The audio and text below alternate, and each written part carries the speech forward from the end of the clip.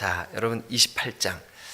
우리가 지난 24, 25, 26, 27 이렇게 4, 5, 6, 7 4장은 이제 점진적 계시의 한 형태로 그 시대의 멸망에 대한, 그러니까 그 시대의 멸망이지만 구원받는 하나님의 백성들에게는 어떤 날이에요? 그게 구원의 날, 해방의 날, 그죠? 그래서 제가 출애굽을 예를 들으면서 출애굽할 때 이스라엘 백성들에게는 그 날이 해방의 날, 회복의 날. 그러나 불신자 애굽 사람 바로에게는 그 날이 심판, 멸망, 재앙의 날이라고요. 근데 이게 이사야가 예언을 했던 그 시대에만 예언하고 끝나는 게 아니라 언제 또 이루어질까요? 세상 끝날 마지막 날에, 이건 우리에게 장차 닥칠 일들이죠. 근데 그날에 하나님을 경외하고 예수 그리스도의 복음으로 하나님의 자녀가 되는 권세를 가진 사람들에게는 그날이 해방과 기쁨과 회복과 주님을 대면하여 만나는 날이 되겠지만, 그러나 불신자들, 하나님을 거역하고 하나님을 그 마음에 두려고 하지 않는 사람들에게는 그날이 심판과 재앙의 날이 될 거다. 이런 말씀을 24, 25, 26, 27장까지 말씀을 드렸습니다. 이제 28장부터 또 이제 새로운 국면입니다. 28장부터 어디까지 갈 거냐 하면 33장까지 갈 겁니다. 33장.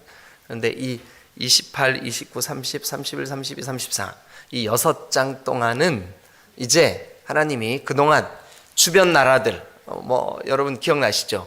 13장부터 쭉 주변 나라들, 가깝게는 블레셋이나 또 바로 위에 있는 두로와 시돈이나 이스라엘을 중심으로 그 오른쪽에 있는 모압과 암몬이나, 그리고 남쪽에 있는 애굽이나 북쪽에 있는 아람이나 아수르나 바벨론이나, 그림이 그려지실지 모르겠어요.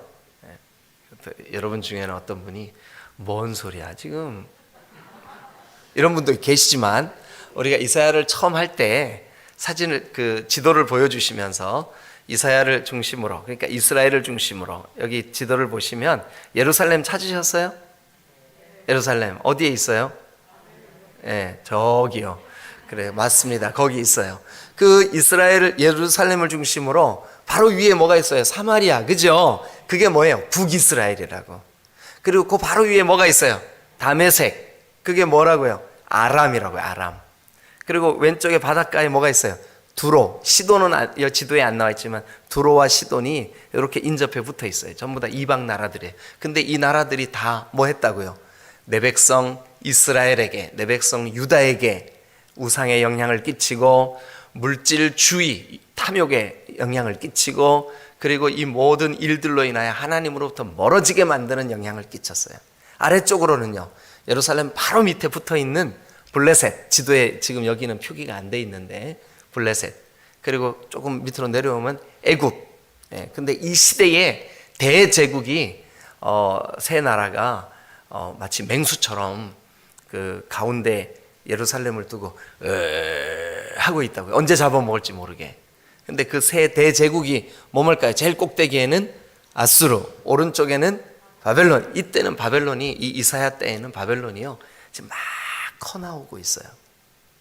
그래서 이사야가 죽고 그 다음 세대인 예레미야, 그리고 예레미야 시대도 지나가고 다니엘의 때에 이 바벨론이 일어나서 남유다를 정복을 해버려요.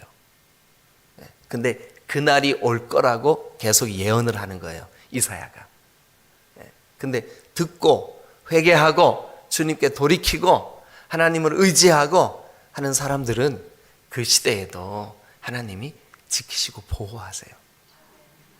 그런데 그렇지 못한 사람들에게 대해서 하나님이 경고하시는 내용이 13장부터 23장까지 쭉 되었었다고요. 근데 오늘부터는 이제 여러분, 하나님의 백성이라고 자처하는 사람, 나는 안전해, 왜냐하면 나는 하나님의 자녀야, 이렇게 하는 사람들, 그들을 경고하고 있는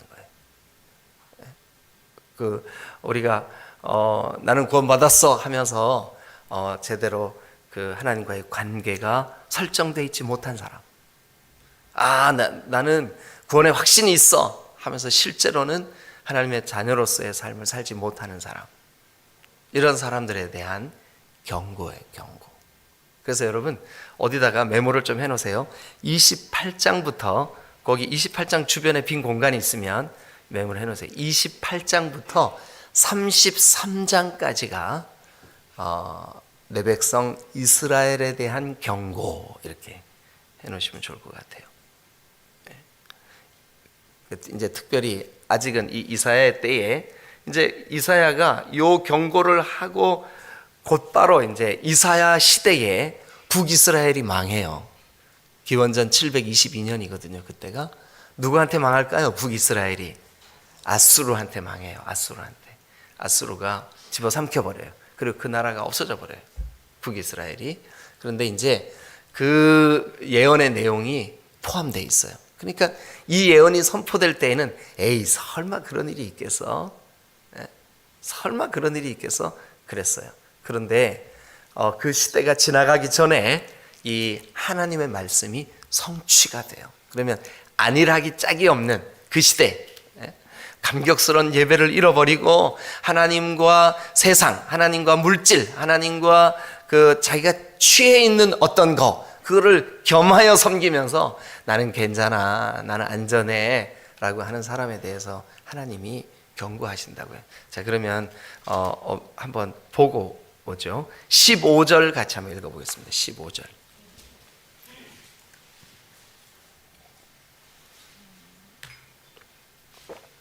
14절, 15절을 같이 읽으면 좋겠네요. 14, 15. 자, 다 같이 한번 여러분들 같이 읽어주세요. 시작.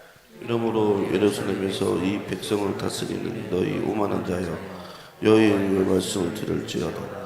너희가 말하기를 우리는 사망과 언약을 하였고 수울과 맹약하였은즉 넘치는 재앙이 밀려올지라도 우리에게 미치지 못하리니 우리는 거짓을 그의 피난처로 삼고 어미 아래 우리를 숨겼습니다 하는도다. 참 이게 얼마나 교만한 그 태도요, 교만한 말이요.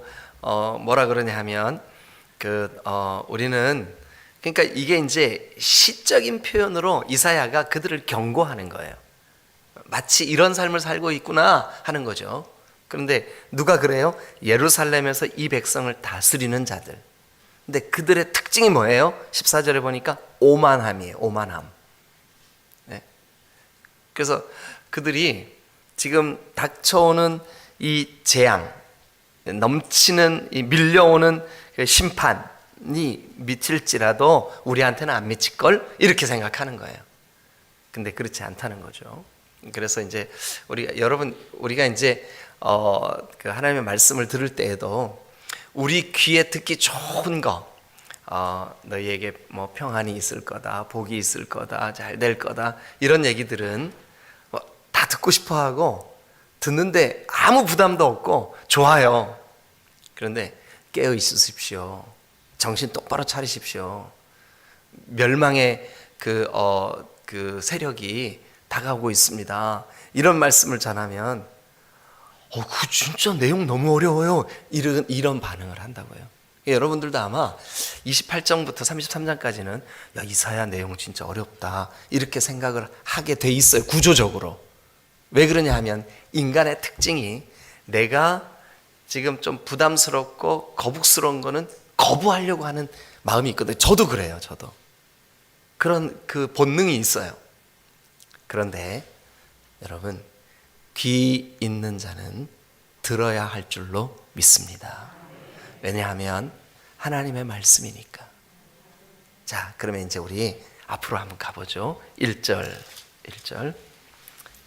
자, 다시 한번 이 개념을 가지고 따라오셔야 됩니다. 28장부터 33장은 이스라엘 혹은 그 남유다, 이 백성들이 백성들에게 주어지는 경고예요. 경고. 그러니까 내 백성에게 주어지는 경고. 그러면 여러분, 내 백성이니까 하나님의 마음은 뭐냐 하면, 여러분 이제 교회에서 지난주에 예를 드는 겁니다. 실제로 그랬다는 게 아니라 카페 앞에서 두 아이가 다퉜어요. 두 아이가. 근데 뭐 때문에 다퉜냐 하면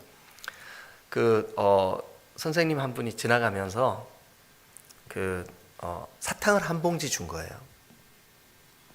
그 사탕을 한 봉지 주면서 뭐라 그러냐면 사이좋게 나눠 먹어 이랬어요. 근데 얘하고 받아든 놈이 안 주고 너무 맛있어 보이거든요. 얼른 주머니에 쓱 집어넣었어. 그랬더니 나눠 먹어 그 현장에서 내 같이 대답했던 못 받은 애가 나눠 먹으래 좀 줘. 그랬더니 그 주머니에 쓱 집어넣은 애가 어떻게 했냐 싫어 이랬어요. 그래서 둘이 막 다퉜어. 근데 옆에서 이렇게 그 일을 지켜봤어요. 지켜봤던 이 주머니에 넣은 애의 엄마가 자기 아들을 이렇게 꾸짖으면서 이랬어요. 그 선생님이 나눠 먹으라 그랬잖아. 빨리 꺼내봐, 줘봐. 이 자식이 하고 꿀밤을 한 대 때렸어요.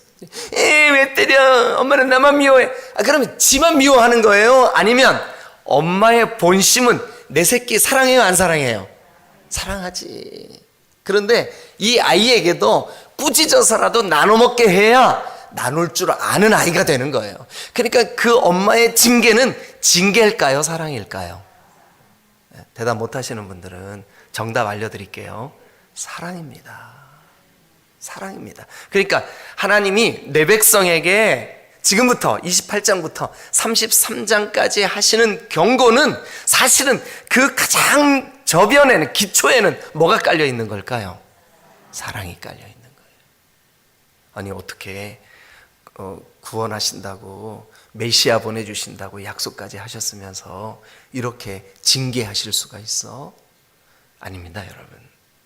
그래서 제가 전제하고 이 본문을 시작을 해야 되는 거예요. 뭐가 전제되어 있어요? 사랑이 전제되어 있어요.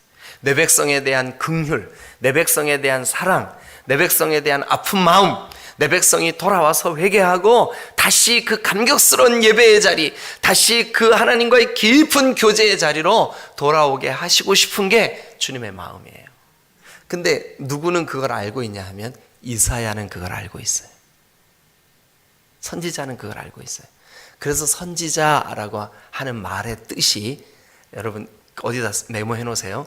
이 선지자라고 하는 히브리 말이 우리가 잘 아는 말이에요. 나비라는 말, 나비. 발음을 나비라고 해요. 그 나비라고 하는 히브리 말이 뜻이 뭐냐 하면 선지자라고 하는 말인데 그 선지자의 뜻이 뭐냐? 심정을 아는 자라는 뜻이에요. 누구의 심정을 알아요? 네, 하나님의 심정을 아는 거죠. 하나님의 그 심정, 하나님의 그 마음을 가지고 내 백성에게 가서 선포해라. 근데 하나님의 마음은 막 징계하고 때리고 꾸짖고 쫓아내고 멸망시키고 그게 하나님의 마음이죠. 그죠? 네, 그러면 뭐가 하나님의 마음이에요? 사랑이 하나님의 마음이에요. 불쌍히 여기는 게 하나님의 마음이에요. 네. 자, 그러면 일단 오늘은요 28장 본문이 우리에게 1절 자 같이 한번 읽어보겠습니다. 시작. 에브라임의 술 취한 자들이 교만한 물관으로 화 있을진저 술에 빠진 자의 성 곧 영화로운 관같이 기름진 골짜기 꼭대기에 세운 성이여 세잔에 가는 꽃 같으니 화 있을진저. 자, 1절만 우리가 딱 봐도 알 수 있는 거 몇 가지 정보가 있어요. 1절만 딱 봐도 우리가 깨달을 수 있는 중요한 정보가 몇 가지 있어요. 첫 번째는 자, 이제부터 말씀하려고 하는 28장부터 33장까지는 에브라임의 이렇게 시작하는 걸 보니까 에브라임은 그 뭐를 상징한다 그랬어요, 제가? 북이스라엘을 대표한다고요. 네? 북이스라엘을 대표한다고요. 그 유다야 그러면은 어디를 대표하는 걸까요? 남유다. 그럼 북이스라엘은 에브라임아 그럼 북이스라엘을 대표한다고요. 그러니까 이제 북이스라엘은 남유다, 북이스라엘과 남유다. 이것은 우리의 개념 속에 총체적으로 이스라엘 이렇게 생각하시면 돼요. 그러면 일단 1차적으로 이 28장은 누구에게 주시려고 말씀을 시작하고 있는 거예요? 에브라임, 북이스라엘. 그죠? 예. 그런데 뭐 때문에 지금 하나님의 마음이 너무 안타까우시냐 하면 에브라임의 뭐한 자들? 술 취한 자들, 술 취한 자들. 실제로 원어로 이것은 술에 취했다, 또 독주가 그들을 비틀거리게 한다, 그런 의미가 있어요. 그러나 그 뜻이 거기서 끝나지가 않아요. 이 여기에 술 취한 자들이라고 되어 있는 이 말은 무언가에 취해 있다는 뜻이에요. 당연히 원어는 술에 취했다라는 말로 쓰고 있지만, 이게 이 이사야가 선지자로서 예언 활동을 할 때 이 술 취함, 뭔가에 취했다라고 하는 말은 뭐냐면, 그것이 저 이방 사람들이 우리에게 영향을 끼친 우상에 취해 있어도 취했다. 실제로 술에 취해 있어도 취했다. 생활의 분주함이나 하나님을 그들의 중심에 가장 우선순위에 둬야 되는데, 그 하나님을 우선순위에 두지 못하게 방해하는 여러 방해거리에 취해 있다. 심지어는요, 걱정과 근심에도 취할 수 있어요. 우리가 만약 여러분들이 어떤 근심에 깊이 잠겨 있다고 생각을 해보세요. 그 근심 때문에 오늘 하나님이 들려주시려고 하는 말씀이 안 들린다니까요. 방해하는 거예요. 그러면 우리가 여기 지금 에브라임의 그 지도자들은 술에만 취한 것이 아니라 그들이 물질에도 취해 있고 교만에도 취해 있고, 실제로 여러분 그 말이 곧 이어서 나와요. 보세요. 자, 에브라임의 술 취한 자들의 뭐가 나와요? 교만. 그러면 에브라임의 술 취한 자들이 술에만 취해 있는 게 아니라 뭐에도 취해 있다는 뜻이에요. 교만에도 취해 있다는 거예요. 그러니까 오늘 우리는 이 말씀을 들으면서, 아하, 혹시 내가 뭔가에 취해서 하나님과의 관계, 하나님이 나에게 주시고자 하시는 말씀, 하나님이 나에게 주시는 은혜를 누리고 있지 못한 부분이 있나? 되돌아볼 수 있어야 돼요. 근데 그들에게 그 면류관은, 이거는 좋은 뜻의 면류관이 아니에요. 그들의 교만으로 관을 쓰고 있다는 표현이에요. 그러니까 북이스라엘 정치 지도자들, 혹은 종교 지도자들, 혹은 그 시대를 이끌고 있는 리더들, 그들이 지금 뭔가에 취해 있어. 근데 1차적으로는 그게 술이에요. 그런데 뭐에도 취해 있다는 표현이 있어요. 교만에도 취해 있어요. 그런데 그 술이나 교만이 마치 그들의 자랑거리처럼, 이 면류관 자랑거리처럼 그렇게 여겨지고 있는 그 사람들에게는 화 있을진저.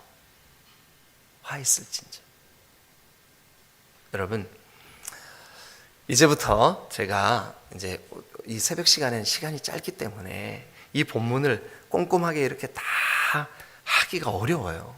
그래서 오늘은 이렇게 하겠습니다. 하나님의 백성들, 나는 하나님의 자녀야 라고 자부하고 그렇게 스스로 자처하면서 그들이 멸망받고 심판받아야 될 세 가지 이유가 이 본문 안에 있어요. 28장에.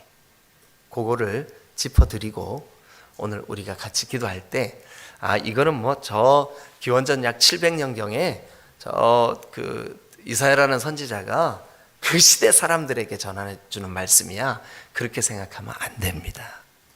오늘 우리에게 혹시 하나님, 제가 주님이 기뻐하시지 않는 어떤 모습이 있다면 저를 경책해 주세요. 제가 이 말씀을 마음에 새기고 하나님 앞에 깨어있게 해주세요. 이렇게 기도해야 됩니다. 자, 그럼 세 가지를 한번 정리해 보겠습니다. 이미 두 가지나 나왔어요, 1절에. 자, 어쨌든 보세요.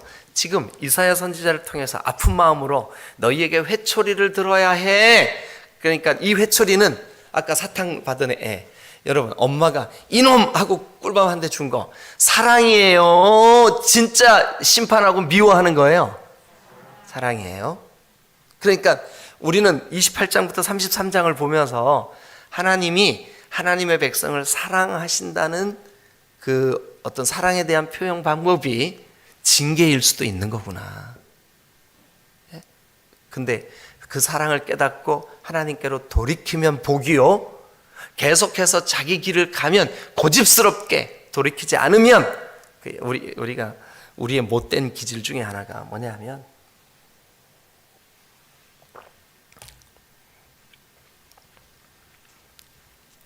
그 뭐죠? 내가 하면 로맨스고 남이 하면 불륜. 그걸 뭐라 그래요? 내로 남불 그러잖아요, 그죠? 예. 내가 하면 로맨스고 남이 하면 불륜이에요. 근데 TV에 뉴스에 맨날 등장하는 그분들 있잖아요. 여러분 누군지 아시죠? 뉴스에 안 나오는 날이 없어. 예. 근데 그분들 우리가 아무것도 뭐 정치도 모르고 아무것도 모르는 서민들인 우리가 봐도 완전 애들 장난하는 것 같지 않아요? 아이고, 그러니까 무조건 자기가 하는 것은 오라. 그럼 남이 하면은 무조건 불륜이야. 그죠? 예.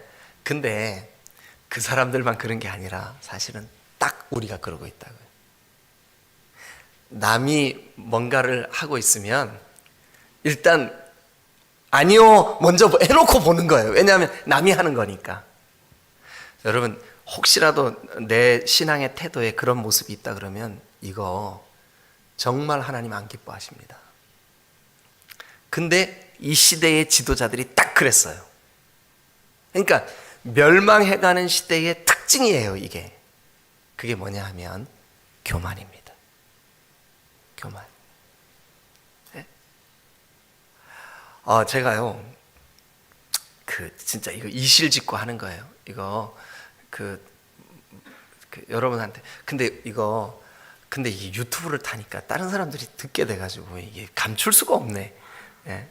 근데 이거 제가 회개하는 거예요.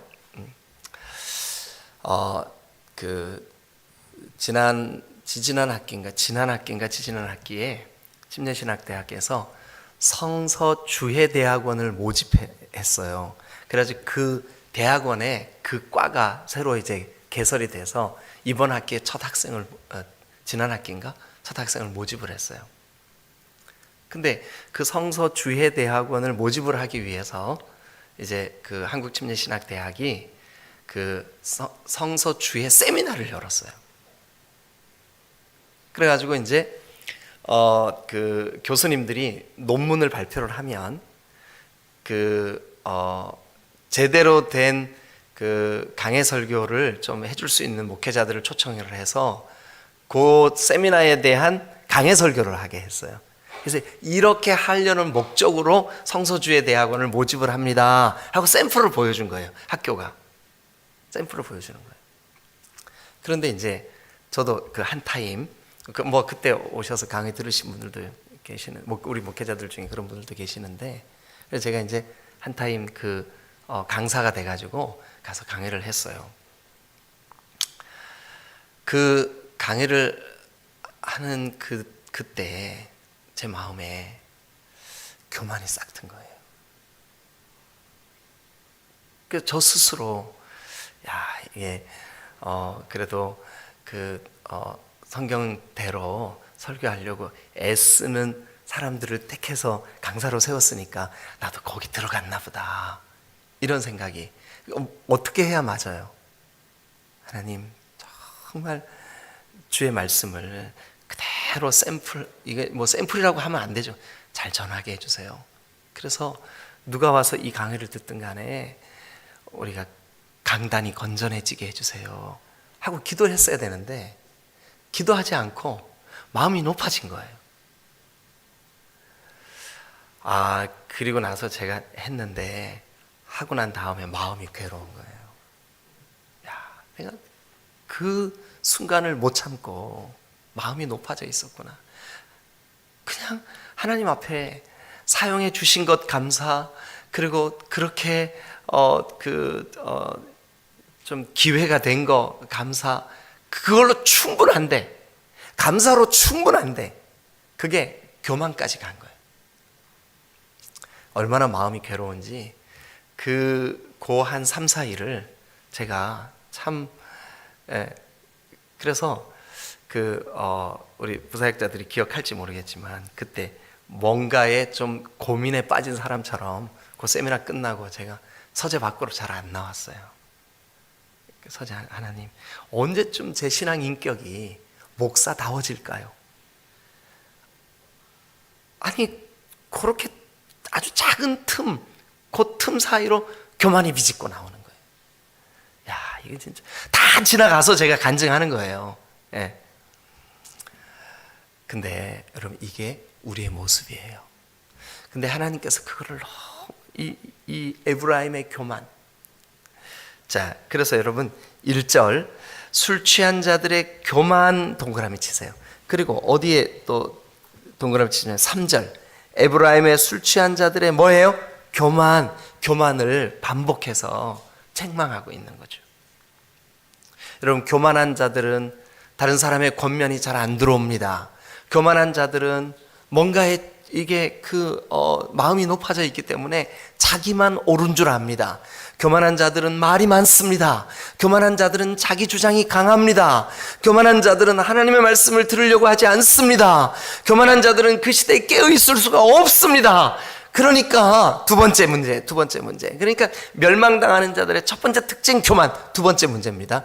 취합니다. 취해. 뭔가에 취해.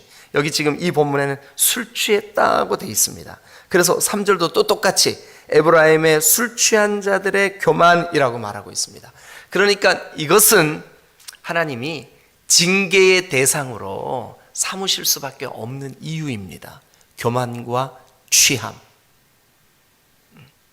여러분, 오늘 우리가 이 말씀을 들으면서 야, 이 말씀이 곧 나에게 하시는 말씀이구나. 교만하면 하나님의 말씀이 안 들립니다. 교만하면 여러분 뭔가에 취할 수밖에 없습니다. 자아에 취할 수밖에 없습니다.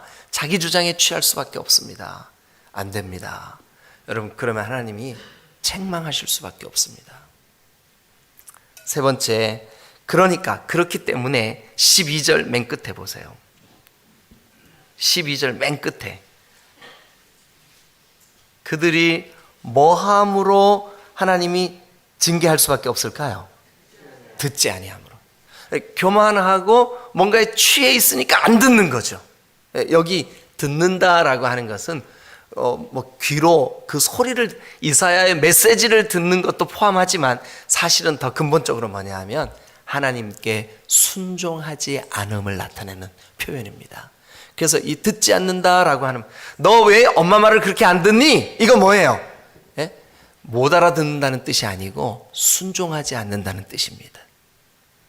그러니까 징계받을 시대의 세 가지 특징, 오늘 여기까지만 하고 마칠게요. 징계받아 마땅한 때에, 징계가 선포되는 그 시대에 세 가지 영적인 특징이 있어요. 첫 번째는 뭐라고요? 교만. 두 번째는 뭐라고요? 취함. 세 번째는 뭘까요? 듣지 않음. 그래서 이 듣지 않음은 뭐라고요? 불순종. 뭐에 대한 불순종일까요? 하나님의 말씀에 대한 불순종인 거죠. 하나님의 말씀에 대한 불순종. 이 세 가지. 여러분, 이 듣지 않음에는 말씀에 대한 불순종, 그리고 또 하나님의 진짜 선포되는 하나님의 말씀, 이사야가 지금 선포하고 있는 그 말씀을 듣지 않으려고 하는, 그래서 실제로 안 들었어요. 이 사람들이 귀를 막아버렸어요. 그 말이 쓰다고 느꼈어요. 쓰니까 싫은 거예요. 거부하는 거예요. 여러분, 요 세 개는 뗄래야 뗄 수 없는 관계에 있어요. 하나예요. 하나. 세 개 같지만 하나예요. 교만, 취함, 듣지 않음, 불순종. 요 세 개는 뗄래야 뗄 수 없는 한 몸뚱아리예요.